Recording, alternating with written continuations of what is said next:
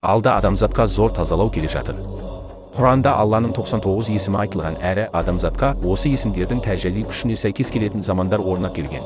Ал біз тұрған мына ақыр заманға Алланың соңғы есімі сабыр тура келіп отыр. Демек Алла осы заманға өзінің сабыр қасиетін берді. Сондықтан қазіргі адамдар не бір күнә, сұмдық, күпірлік істесе де әлі жазаланған жоқ. Алла оларға сабыр етуде, бірақ адамдар бұны түсінбей, бізге жаза жоқ, бәрі өтірік деп, күпірліктерін онан арман арттырды. Мұсылмандар да бұл хикметті түсінбей, үмітсіздікте жүр. Бірақ бұл заман тұра бермес. Ол Мәхди Хазіреттің келуімен аяқтап, бүкіл адамзатқа зор тазалау жүргізіледі. Лас күпір адамдар түгел кетеді. Дүние ішкі сыртқы ластықтан бірдей тазаланады. Адамзат жерді, теңізді, ауаны түгел бұзып болды. Олар ластамаған жер қалмады. Тіпті өсімдік, көкөніс, жемістің геніне дейін өзгертіп жіберді. Ал қазір олар адамның табиғатын өзгертпекші болуда.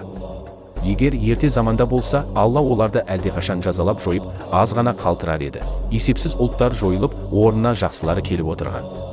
Мәхди Хазірет шыққанда ол жер шарына әуелгі таза қалпына келтіреді. Оның әмірімен жындар аттанысқа келіп, адамзаттан қалған барлық ластықтар, технология қалдықтары, бетондар, биналар бір түнде жоқ болады. Бетон тым лас нәрсе, ол адамның тәніне де, руханиятына да зиянды. Сондықтан қазіргі заманда шайтанның әмірімен барлық нәрселер бетон цементпен салынатын болған. Мәхди Хазірет кезінде жер бетінде тек мүминдер қалады. Мәулана Шайх Мехмет әулие